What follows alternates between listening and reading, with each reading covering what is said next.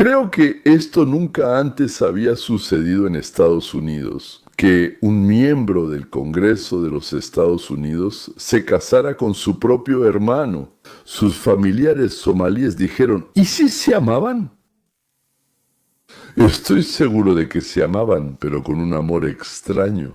La Casa Blanca publicó documentos sobre Ilhan Omar diciendo que se casó con su hermano y que debía ser deportada, porque por fraude migratorio te quitan la ciudadanía y te deportan. Tom Joman declaró que el gobierno federal está llevando a cabo una investigación y los documentos son bastante estrictos. La pregunta, por supuesto, es si tienen hijos en común, o sea, sí, nacidos en ese mismo matrimonio legal, o fue simplemente un truco de inmigración.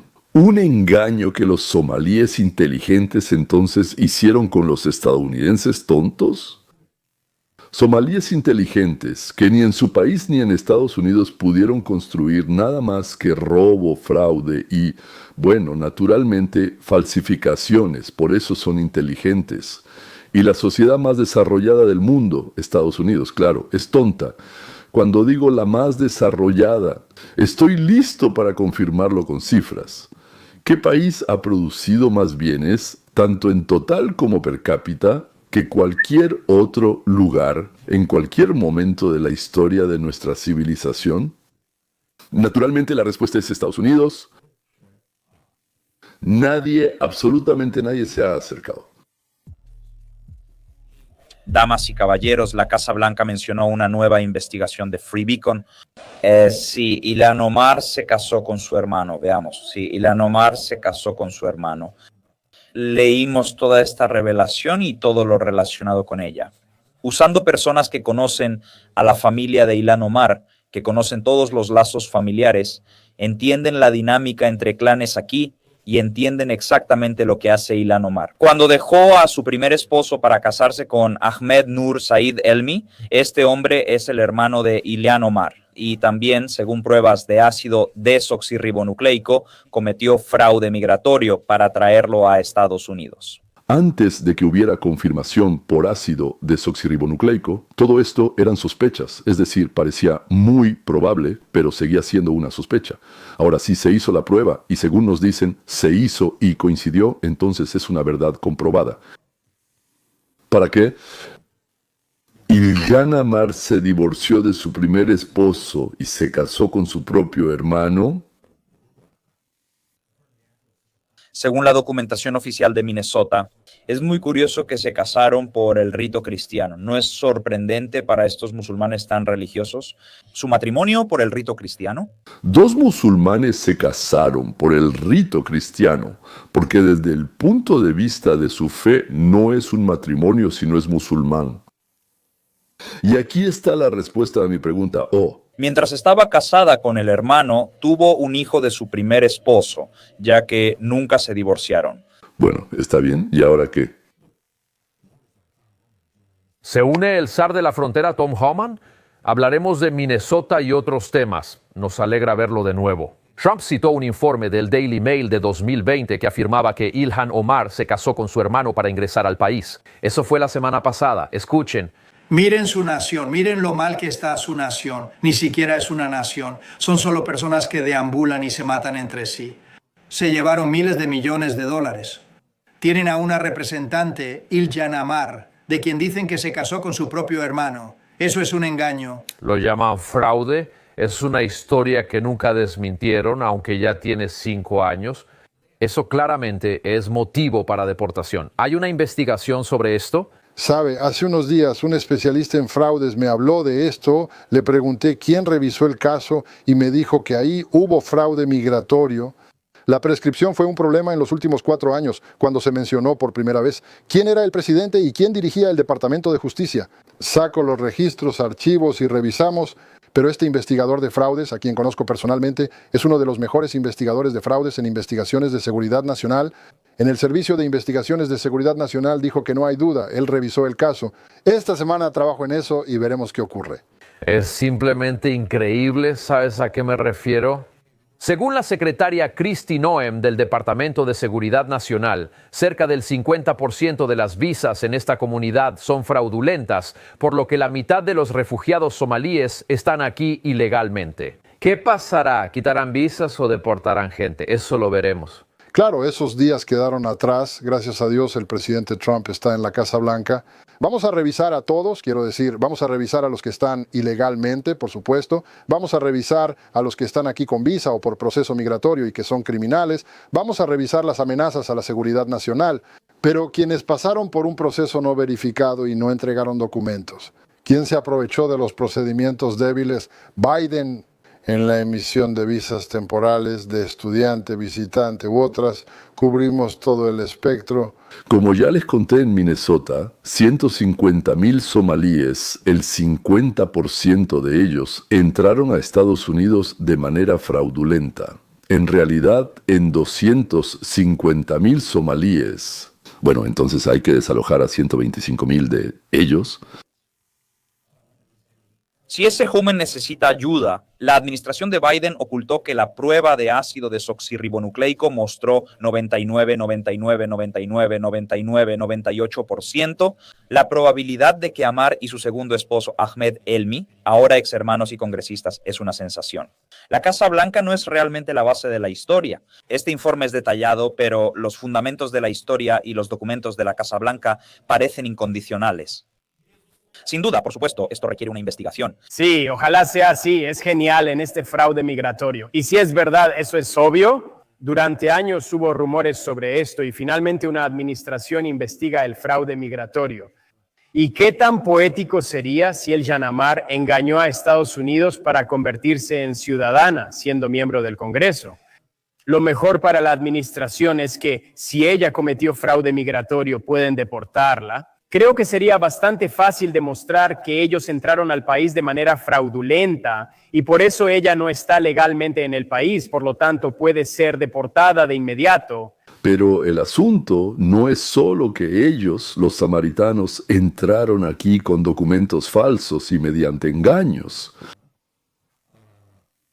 sino que también engañaban a los servicios sociales de los Estados Unidos. El asunto también es a dónde iban el dinero que nos robaban a nosotros, y además robado por personas que llegaron aquí mediante engaños. El fraude somalí supuestamente financiaba el terrorismo musulmán, el mismo terrorismo musulmán que vemos en las calles de Washington y el asesinato de nuestro guardia nacional, escuela militar. ¿Qué se debe hacer con los refugiados afganos que Joe Biden trajo aquí en masa? ¿Qué se debe hacer con los estafadores somalíes que financian a Al-Shabaab con nuestro dinero de impuestos? Bueno, sabemos que los afganos no pasaron la revisión. La administración actual debe revisarlos completamente y estoy seguro de que están trabajando en eso. Tienen mucho trabajo, por eso requieren más agentes de servicio de inmigración y control de aduanas y fronterizos. Enumerar todas las políticas de fronteras abiertas de Joe Biden en los últimos 4 años y los 12 millones de indocumentados en el país. Ayer se mencionó que aún hay cientos de terroristas conocidos que la administración de Joe Biden permitió entrar y ahora buscan expulsar. Eso es solo una parte, y el fraude debe investigarlo el Departamento de Justicia. Es un delito penal, es robar dinero de los contribuyentes cuando no tienes derecho a recibirlo. No solo quienes engañaron a Estados Unidos robando dinero de programas gubernamentales deben ser procesados penalmente, pero también creo que los líderes de este estado, como Waltz, que sabían o debían saber que esto estaba ocurriendo, también deben ser responsabilizados. Entienden que la administración de Biden ha hecho tantas cosas y en tantos lugares que físicamente no hay suficientes investigadores para encargarse de todo lo que han hecho allí. Pero los somalíes inteligentes, los marroquíes inteligentes, los afganos inteligentes y otros más inteligentes, prácticamente todos los que vinieron aquí a engañarnos, todos son inteligentes, pero la verdad es que no se detuvieron solo en engañarnos. Con los narcotraficantes simplemente estamos perdiendo el tiempo, recuérdenlo, simplemente estamos perdiendo el tiempo. Y esa dureza incluye la pena de muerte. 12 kilos de fentanilo ocultos en una caja fuerte de hospital, bajo control de una mujer de confianza para cuidar enfermos y ancianos, mientras pacientes desaparecían tras sus puertas. No era un escondite callejero, sino un consultorio médico convertido en un lugar para cosechar. No era una amenaza externa, sino asesinato, robo de órganos y traición con bata blanca. Si quieren ver la profundidad de esta red, vamos más profundo. Las peores personas y las drogas ilegales han devastado comunidades estadounidenses, creando el mayor problema de orden público en la historia del país. Y espero que siga siendo la más grande. 4:20 de la mañana, Columbus, Ohio. El estacionamiento del hospital privado estaba tranquilo, solo unas cuantas luces estaban encendidas, y un momento después, el silencio fue interrumpido. Agentes del FBI y la Administración de Control de Drogas irrumpieron. Sus voces, pasos y radios resonaban, el edificio se llenó de miedo y el lugar de sanación se volvió hostil. Los agentes subieron al segundo piso, la oficina del director estaba cerrada, un mazo de acero golpeaba la puerta, destrozando la madera y doblando el metal. Adentro, todo parecía normal, fotos, flores y un escritorio limpio, pero tras esa calma se ocultaba algo oscuro, una caja fuerte y herramientas de corte atravesando el metal. Al abrirse, todo cambió. Había 12 kilos de fentanilo, paquetes sellados como dinero, una pistola y un teléfono bloqueado. Pocos minutos después, la directora Amina Hassan, de 48 años, fue esposada. Su bata blanca colgaba y las enfermeras la observaban en silencio. 9 años de confianza se perdieron en una mañana. Ellos también, siguiendo el ejemplo de los palestinos, instalan sus laboratorios de producción de drogas en grandes hospitales, en clínicas, en asilos de ancianos, en escuelas, en guarderías. Y además, también trafican con los órganos de aquellos que les han sido confiados para su cuidado. Durante años, el hospital era tranquilo. Pacientes esperaban en silencio, enfermeras recorrían pasillos limpios y las familias confiaban en las sonrisas. Nadie imaginaba que tras esas puertas había una operación criminal. No había señales de bandidos ni vendedores. Todo lucía profesional. Cada semana, fentanilo y heroína llegaban al hospital como medicamentos. El personal nunca decía drogas, usaban la frase en clave medicina especial para bajar de peso. Pequeños frascos blancos se movían de un cuarto a otro, pasaban a pacientes que no sospechaban nada, y cada uno contenía suficiente fentanilo como para destruir barrios enteros. Los informes financieros mostraron que el hospital solicitó 10 veces más suministros de lo necesario. Los suministros de medianoche tenían etiquetas impecables: guantes, batas, equipo de laboratorio y bloques de fentanilo puro. Los padres llevaban a sus hijos a tratamiento, los ancianos donaban sangre y la gente confiaba su vida al hospital. Mientras tanto, un segundo negocio criminal crecía dentro del edificio, oculto tras tabletas, gafetes y sonrisas amables. Amina Hassan no era médica, se dedicaba al narcotráfico. ¿Creen que ¿Había solo un hospital y un asilo así en todo Estados Unidos o había más de 3?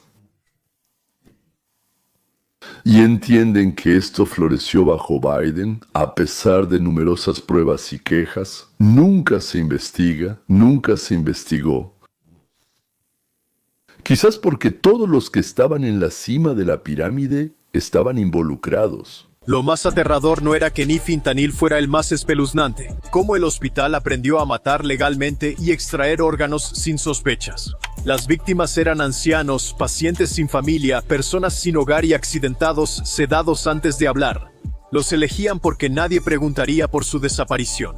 Los agentes que allanaron los quirófanos hallaron un sistema que hacía que el asesinato pareciera legal. Al llegar, los pacientes eran marcados como críticos y en una hora los documentos, con firmas del médico y administrador, aprobaban la donación urgente de órganos. Muchas víctimas no recobraron la conciencia. Un pasillo fuera de los mapas llevaba a una sala quirúrgica secreta, luz intensa, mesas metálicas y sin intención de salvar vidas.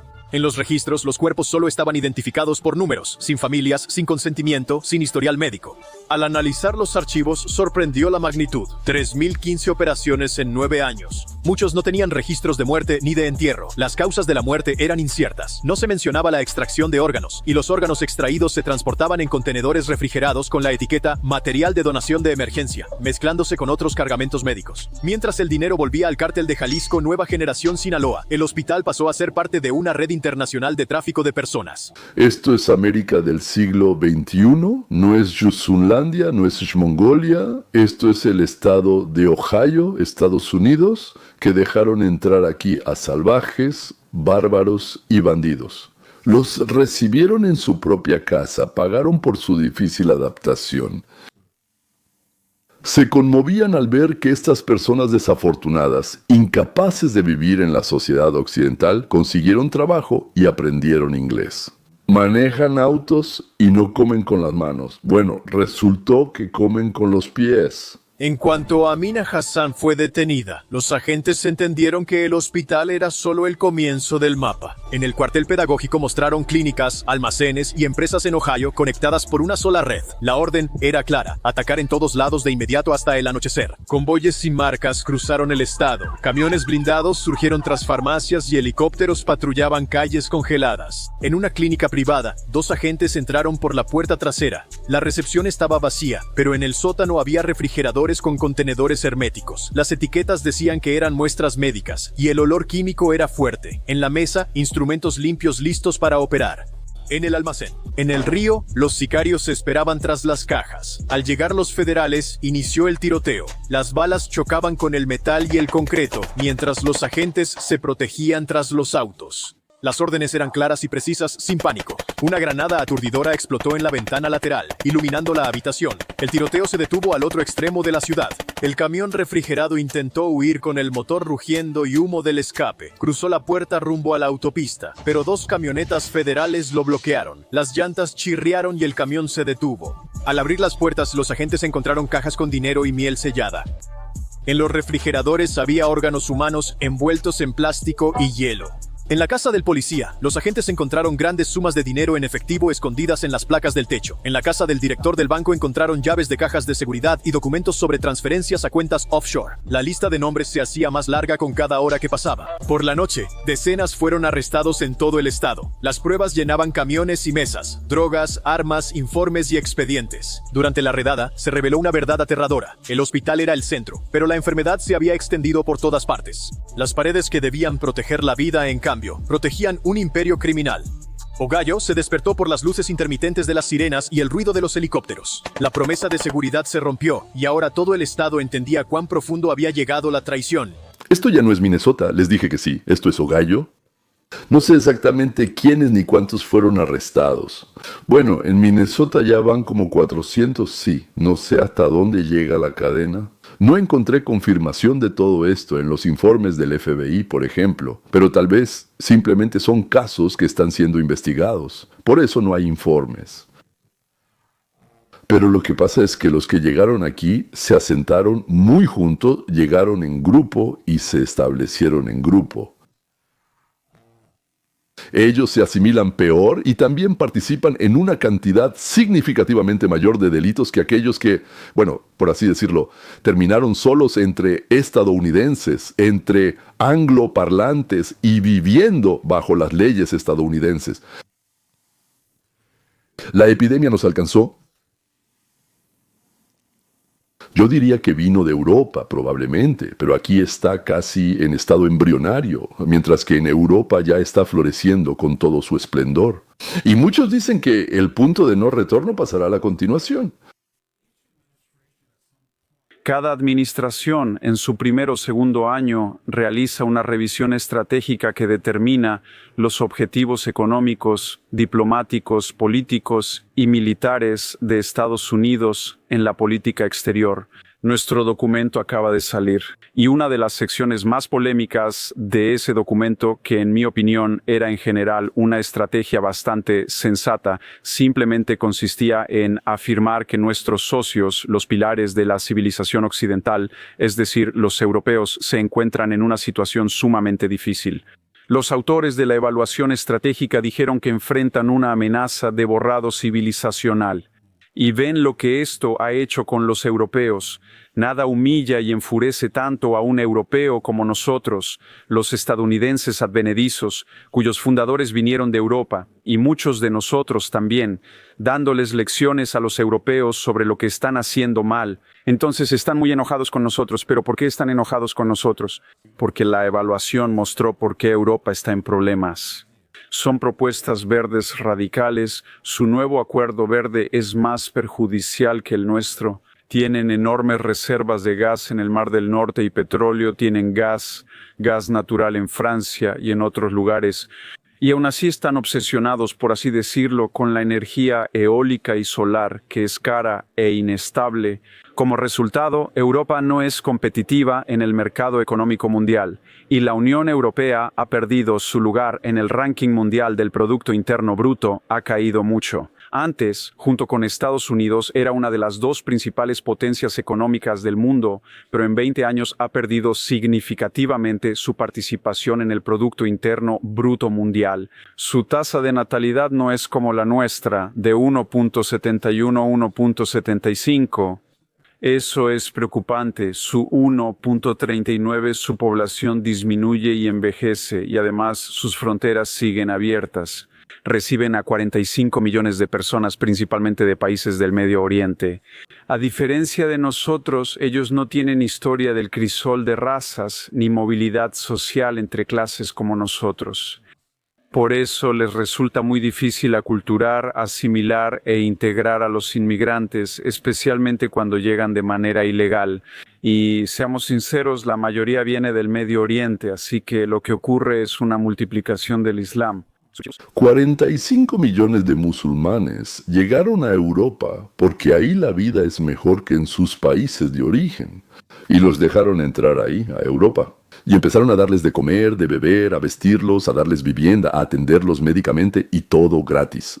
Bueno, ahí por sus lindos ojos, a 45 millones, muchos de los cuales piensan que Alá obligó a esos, a esos idiotas europeos impíos a trabajar duro para alimentar a los musulmanes y que los musulmanes deben recibir todo gratis.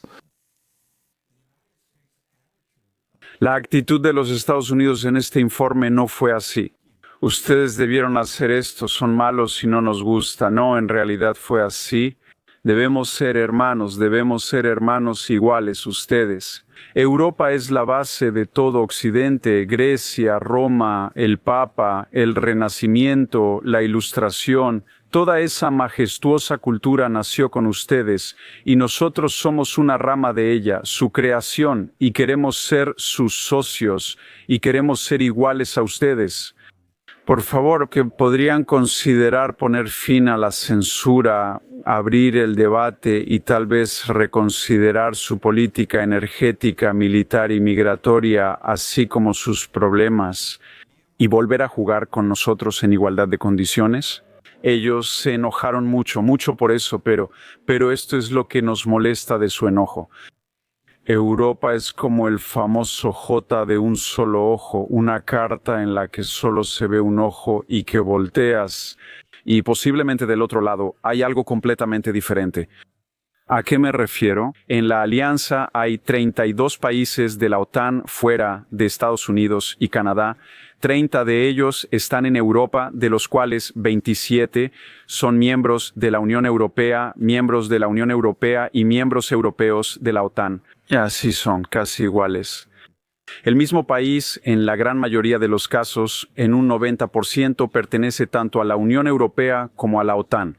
Pero aquí está la metáfora del ballet de un solo ojo. Los miembros de la OTAN dicen, sí, queremos prepararnos para enfrentarnos a Rusia. Sí, invertimos el 2% del Producto Interno Bruto en gastos militares. Sí, queremos llegar al 5%. Sí, queremos que Estados Unidos sea nuestro líder a toda costa. Gastamos entre 16 y 18% de nuestro presupuesto. Nos alegra mucho que estén de nuevo con nosotros y queremos integrarnos más con ustedes.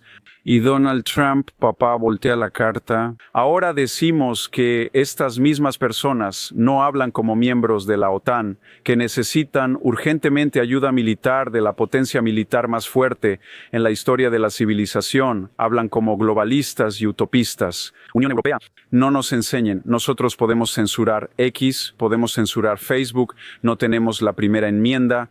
No permitimos la libertad de expresión ilimitada como lo hacen ustedes, no tenemos la segunda enmienda, como esa valentía salvaje y de vaquero que tienen allá. Por cierto, somos mucho más fuertes en temas de diversidad, igualdad e inclusión que ustedes. Y como dijo una vez la señora Merkel, la canciller de Alemania, sí, nosotros podemos hacerlo. podemos integrar a millones de personas del mundo islámico en nuestra cultura. No necesitamos que nos den lecciones sobre eso. Y sí, nos rearmaremos a nuestra manera. Y en cuanto a nuestra política exterior, no los entendemos. Creemos que Israel es un estado colonial de colonos, lo cual en realidad no es cierto. Y apoyamos a movimiento de resistencia islámica o a Hezbollah, o tenemos una actitud completamente diferente, tenemos soluciones pacíficas, no somos neandertales. Entonces, ¿cómo deberíamos nosotros, los estadounidenses, ver a Europa cuando vemos esta decadencia? Y lo vemos, esto también sucede en Estados Unidos. En resumen, todo el informe decía eso si lo analizas bien. Tenemos problemas de natalidad, tenemos problemas de emigración, tenemos problemas con el terrorismo verde, tenemos problemas con la idea, tenemos problemas con el pacifismo, pero a diferencia de ustedes, nosotros no lo decíamos así, estamos lidiando con una contrarrevolución. Todo lo que les pedimos es que consideren las voces disidentes en su propio continente. Tal vez estén en el camino correcto. Quizá ellos, al igual que nosotros, hayan descubierto que este sistema es tóxico, el mismo con el que tanto nosotros en América como ustedes en Europa han experimentado. Ambos somos occidentales, así que dejemos de lado estas ideas de fronteras abiertas, pacifismo, energía verde y volvamos al juego global, porque tenemos a China, Irán, Corea del Norte y Rusia como enemigos y nosotros queremos ser socios. Una evaluación real de la doctrina de Trump. Solo lo decepciono porque no pude explicarlo de una manera tan simple y precisa como lo hizo Víctor Jenso. Es lo mismo, pero por eso precisamente se los puse y suscribo cada palabra que dijo. Y ahora volvamos al principio de nuestra historia. Ilhan Omar, 80,000 somalíes que se establecieron en una ciudad y votan por orden. No sé quién es su líder, tal vez el jefe de la tribu, tal vez alguien más. Al estar juntos en un solo distrito electoral, se convirtieron en una fuerza, lograron enviar a su representante al Congreso, robar 8,000 millones, sobornar o intimidar al alcalde, al gobernador, al fiscal general del estado. Enviar dinero robado a los estadounidenses a un grupo terrorista que lucha contra ¿quién? Contra los estadounidenses. Eso no les gusta a los estadounidenses, no les gusta a muchos otros ciudadanos de Estados Unidos y ya no quieren hacer el bien para todo el mundo. Que luego, como los europeos nos desprecian y odian, o como los ucranianos nos acusan de avaricia y codicia, o como los somalíes nos consideran unos idiotas por nuestras acciones. Por cierto, nos lo merecemos, sí, pero hasta aquí llegamos. Ya no podemos seguir ayudando y limpiando lágrimas. Es momento de que todos se aíslen de América, aislamiento, consigo mismo y con su propio terreno. Y todos los días y a cada hora, cada vez estoy más convencido de que la salvación del que se está ahogando, como me explicaron en Odessa, el país Ucrania, la salvación del que se está ahogando es asunto del propio ahogado.